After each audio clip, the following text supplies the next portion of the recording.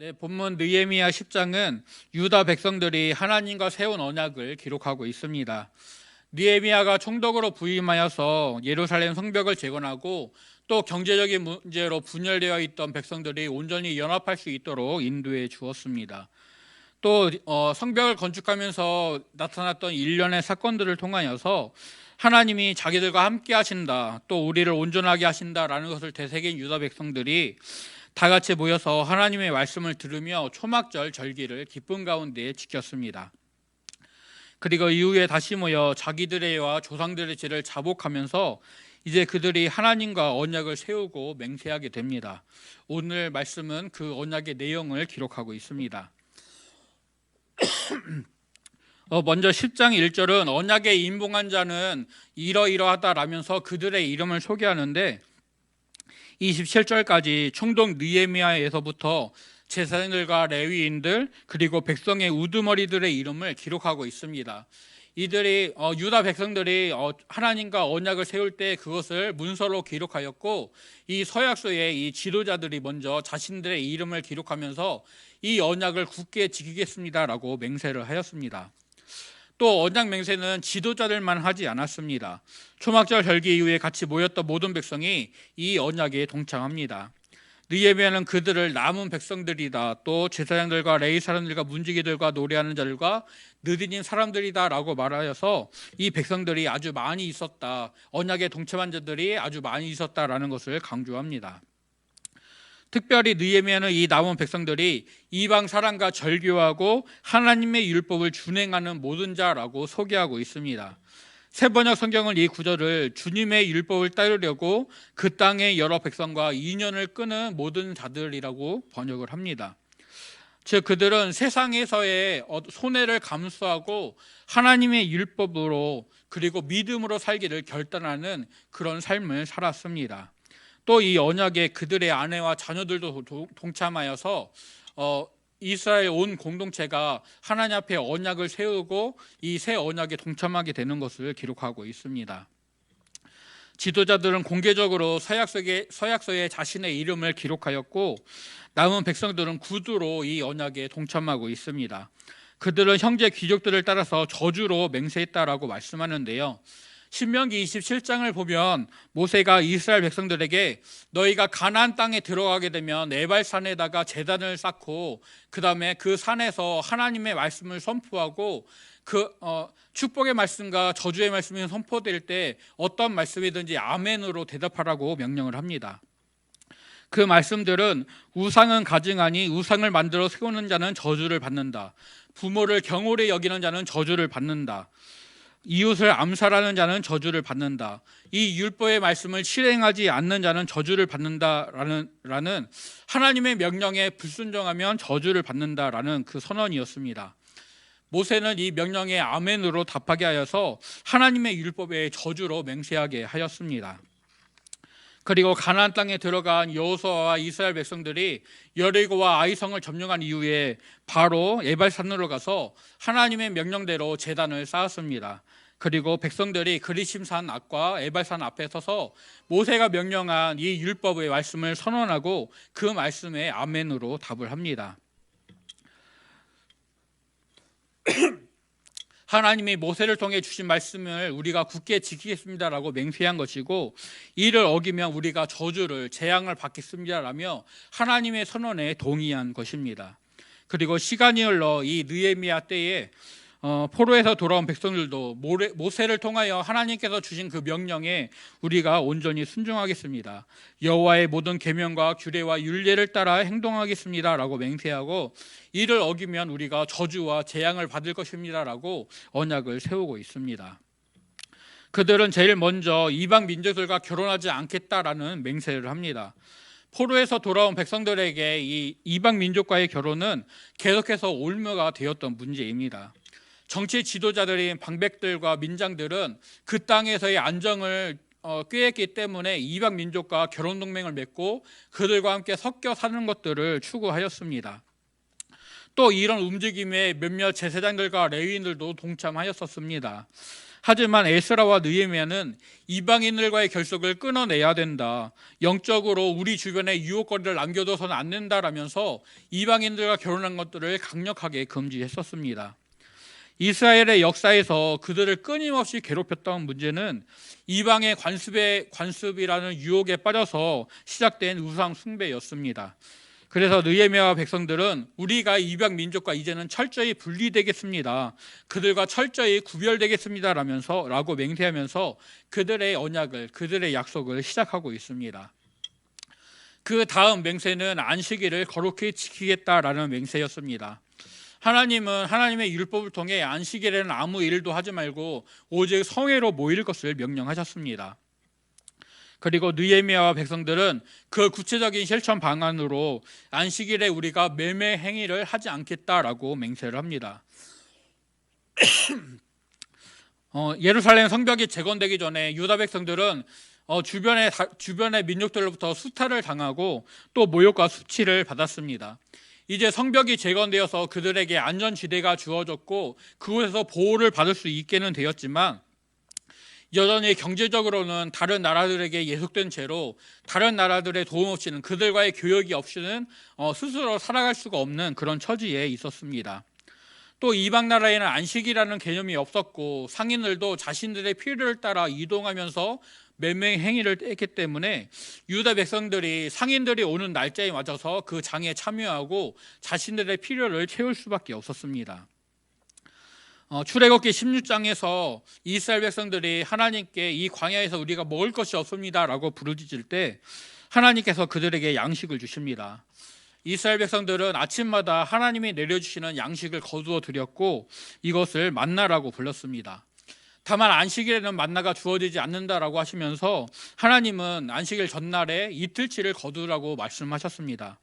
그런데 일부 백성들이 안식일에도 여전히 만나를 거두어 나갔고 하나님은 그들이 왜 내 명령을 듣지 않느냐라고 책망하시면서 출애굽기 16장 29절에서 볼지어다 여호와가 너희에게 안식일을 주므로 여섯째 날에는 이틀 양식을 너희에게 주는 것이니 너희는 각기 처소에 있고 일곱째 날에는 아무도 그의 처소에서 나오지 말지니라 라고 말씀하십니다. 이것을 통해서 안식일에는 아무 일도 하지 말고 그날을 거룩히 지키라는 하나님의 말씀이 광야 생활 가운데도 온전히 이루어지게 되었습니다.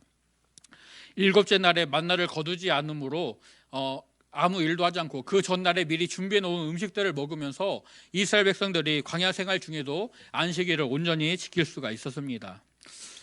이렇게 안식일은 하나님께서 백성들의 삶을 돌보시고 지키신다라는 것을 배우고 확인하는 시간이었습니다.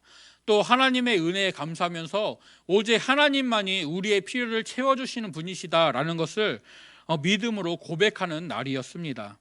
그런데 이방 상인들이 안식일에도 그런 장을 열고 매매행위를 함으로써 유다 백성들이 그들을 통해 자신들의 필요를 채우는 일들을 하게 됩니다. 즉 백성들 스스로 하나님의 율법을 어기고 하나님의 은혜가, 하나님의 공급이 필요한 존재들이 아니라 우리의 힘으로 살아가는 존재로 그들을 전락시켜 버리게 된 것입니다. 그래서 느헤미야 백성들은 이제 안식일에 매매 행위를 하지 않겠다라는 맹세로서 아무 일도 하지 않는다라는, 그날을 거룩하게 지킨다라는 하나님의 명령에 순종하기로 합니다. 그리고 일곱째 날 안식일에 쉰다라는 의미를 확대하여서 7년마다 그 땅을 쉬고 모든 빚을 탕감하겠다라고 맹세를 이어서 하고 있습니다. 출애굽기 23장 10절과 11절 말씀을 보면 너는 6해 동안에 너의 땅에 파종하여 그 소산을 거두고 일곱째 해에는 갈지 말고 묵혀두어서 내 백성의 가나안 자들이 먹게 하라. 그 남은 것은 들짐승이 먹을 것이다. 내 포도원과 감람원도 그리할 것이다 라고 명령하셨고, 또 출애굽기 21장 2절에서는 내가 히브리 종을 사면 그는 6해 동안 섬길 것이요 일곱째에는 몸값을 물지 말고 나가 자유인이 될 것이다 라고 명령하셨습니다. 느헤미야 백성들은 이 두 가지 명령을 한 해에 같이 지키겠다라고 맹세하면서 이렇게 함으로써 우리가 하나님의 명령에 온전히 순종하겠습니다라고 맹세를 하고 있습니다.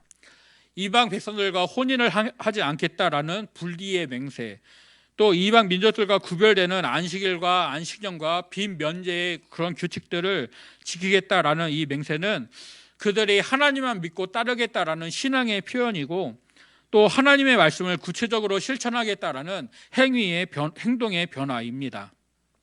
이것을 통해 유다 백성들은 그들이 하나님의 소유, 하나님의 백성이라는 것을 인정하게 되고 또 하나님의 뜻에 온전히 순종하기를 결단하게 됩니다. 그리고 이런 믿음의 고백 위에서 백성들은 새로운 결심을 하고 새로운 규례를 세우고 있습니다.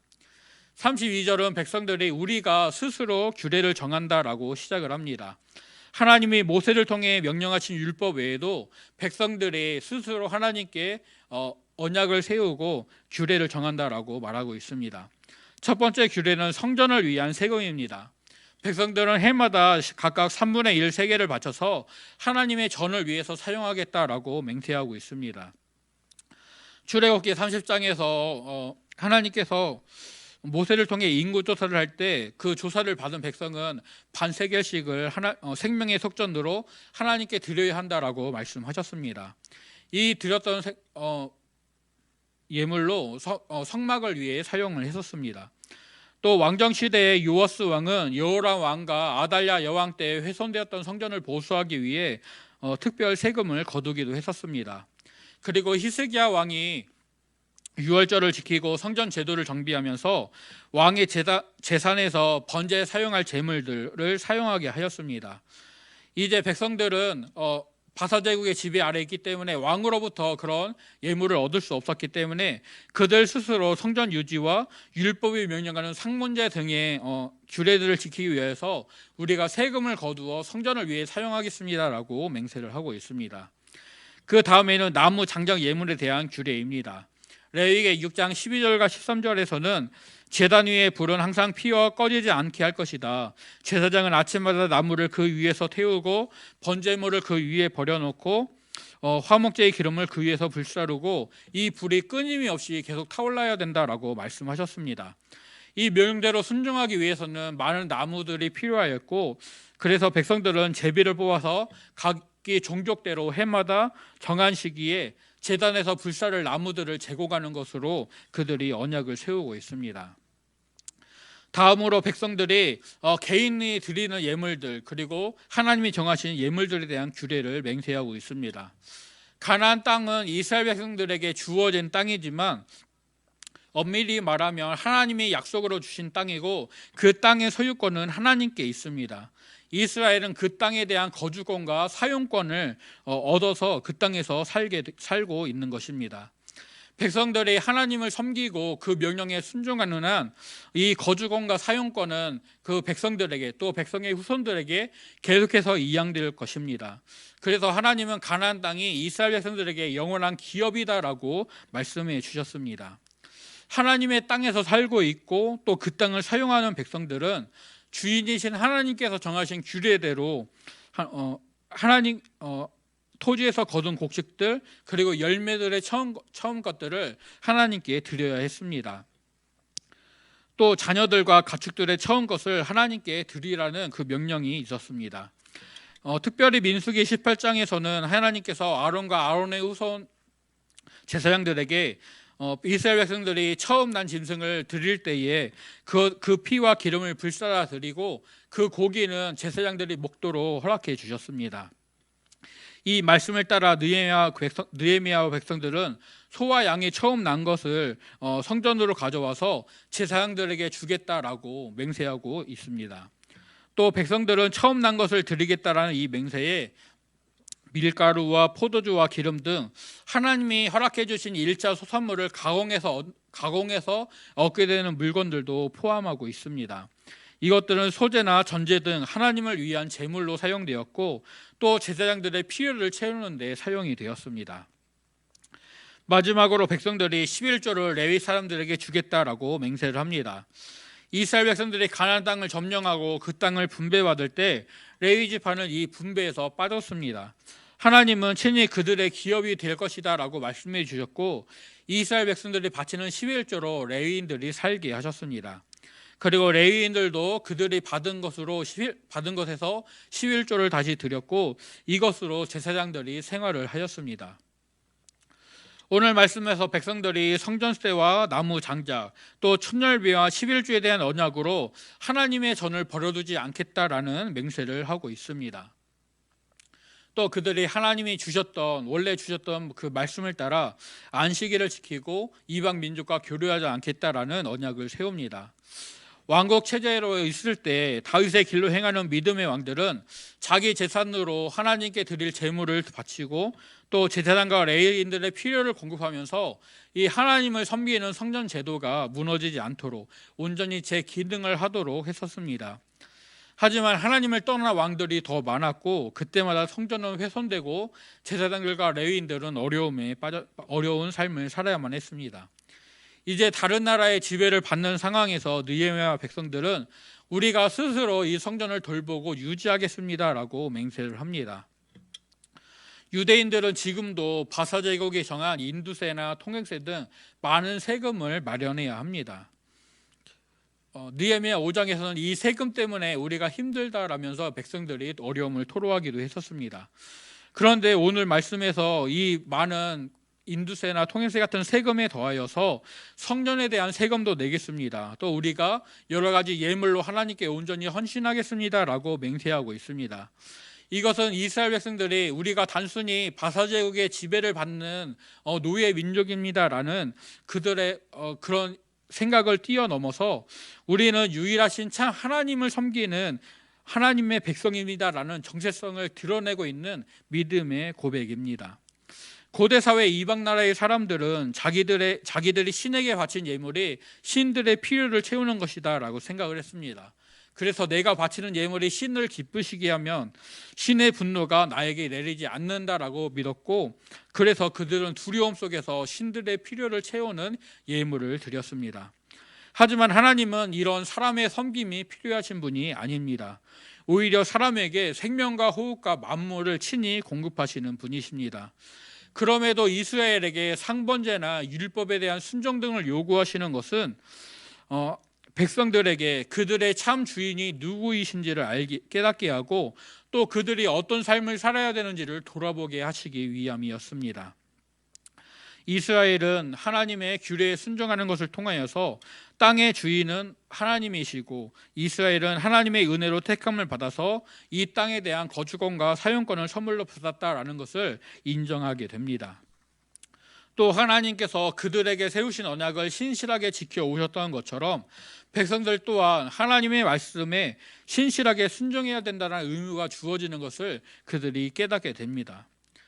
유다 백성들이 바사 제국의 지배 아래에 있기 때문에 바사 제국이 정하는 의무들을 지켜야 했습니다. 또 신앙적으로 하나님의 백성이기 때문에 그들은 하나님이 정하신 율법에 대한 의무를 갖고 있습니다. 우리 또한 이런 이중 신분을 가지고 있습니다. 대한민국의 국민으로서 이 나라에서 정한 의무를 우리가 지켜야 합니다.